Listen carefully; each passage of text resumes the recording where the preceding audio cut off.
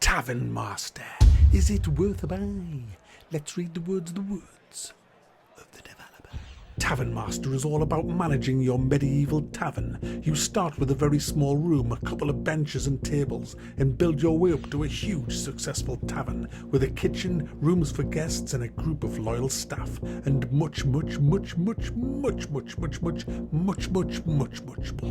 Yes, guys, this is Tavern Master, and this is about all I can play at the minute with me broken arm. I can't use a controller yet, and I certainly can't use a mouse with me right hand, so I'm stuck to using a mouse with my left hand, and it's bloody ugh. I'm so pissed off with it, but it is what it is. So I can't review some of the better games out there that I'm sure you'd rather me reviewing, so I'm stuck with a game where you do pretty much nothing. You just look at your screen like some kind of prick sitting in a chair going, But it's not all that bad, really. Here we go. This is what you do. You start with this little tiny tavern thing. You put a couple of tables and chairs in. You've got a bar that only sells a couple of different types of drinks. You can't sell any food. You don't have any rooms for guests. You've got pretty much nothing. But as more and more bums come in and sit on seats and pay for drinks, you get a little bit of profit. And then you start getting in more desks and benches for them to sit on. Tables, rather, not desks. And you get more money, you get more profit. So you expand a bit more. You maybe expand the rooms a little bit by building more walls. You get to see how far you can expand it. More room means more tables. More tables means more money, more profit. So this is how it goes in the early days, but you then need to unlock more drinks to sell, and especially a kitchen, somewhere where you can cook meals, soups, steaks, and all that kind of stuff. Now, you do all the unlocking through research, but you don't unlock research until about nearly mid-game. So before that, you're kind of relying on just doing like achievements.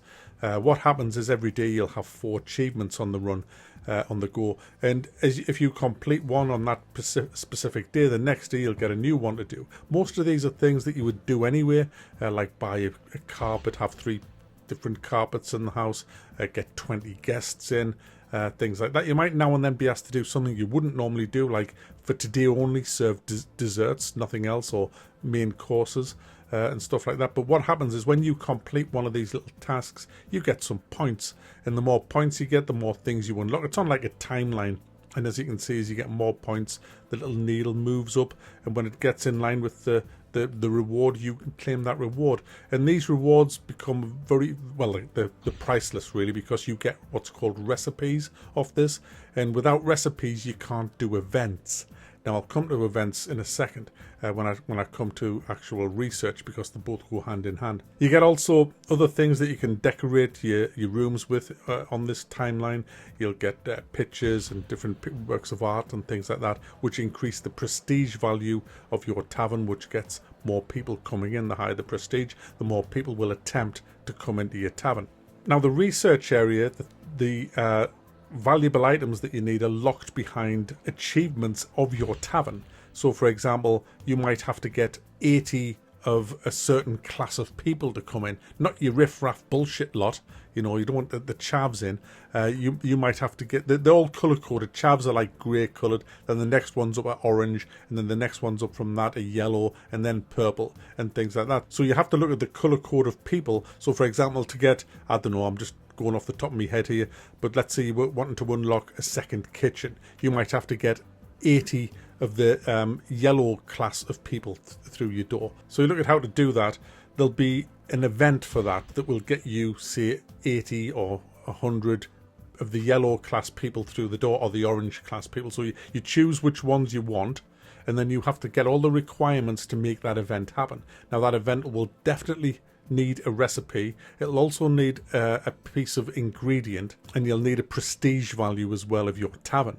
Now, if you don't have the recipe, you'll have to do these little other tasks I mentioned until it's unlocked. If you do have that, you'll have to get the little piece of food that goes with that, and you can only get that through quests.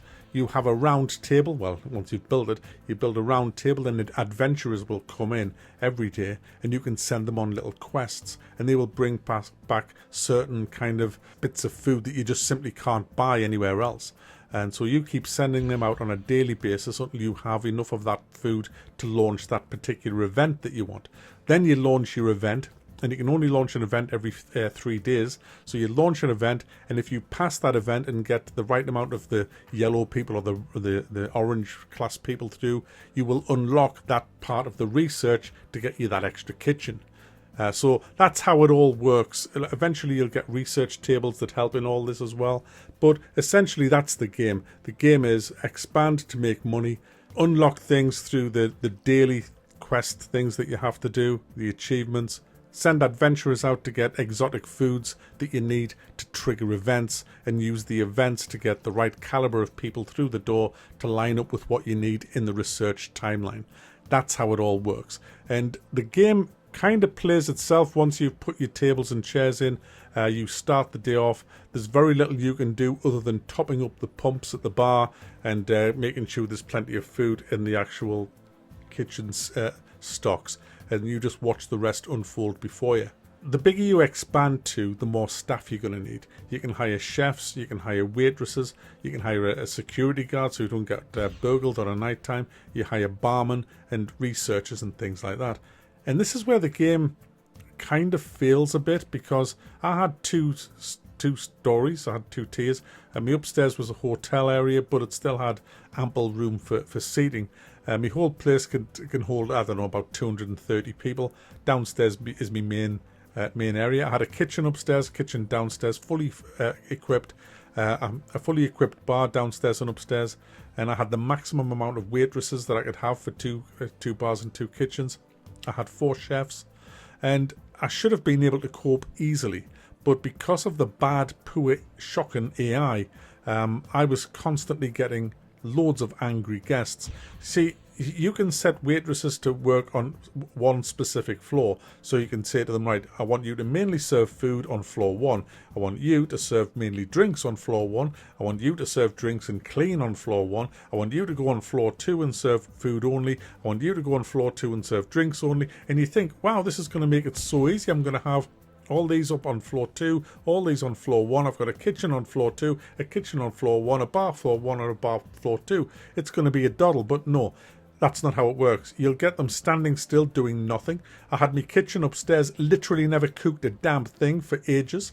All the food was coming from downstairs, and there was waitresses wouldn't go downstairs, wouldn't go upstairs. I was having queues everywhere, so I found the only thing that I could actually do was put all of them on work on any floor you want, and hopefully that will be able to get you all running around and doing the jobs.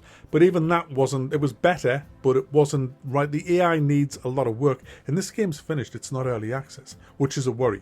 Also, the grind is, the mid-game grind I found is just horrible. It's just really awful getting through the research to get the stuff that you need to get an extra floor going. It took me hours just sitting staring at people coming in and walking out. That's all that there is to it. It's pretty boring. But if you're looking for a chill out game, then this is where this kind of works. I mean, it worked for me because of my disability in the minute, because I can't play anything else. So this kind of works for me. It's better than nothing. And I did have fun. I did enjoy seeing me tavern expand, putting the different decorations in and just opening new areas and just seeing the money rolling in. It was quite fun doing all that. It just needs more depth. It needs more stuff to do. It needs better AI. These are the things that I would like to see. But the good news is it's got a really decent roadmap. As much as the game is out and is finished, it has a roadmap which is going to bring a hell of a lot more stuff that sounds really good fun to the actual game. It's not an expensive game, as you probably imagine. I think it's £11 or something. So it's not too bad. It's not great. It's not shit. It's just, it is what it is, guys. So there you go. I'm not going to score it because to me it's still an early access game. Needs way more. But I am going to thumb it up because in my current state I've enjoyed it. Highly recommended if you wreck your arm. Yeah, damn.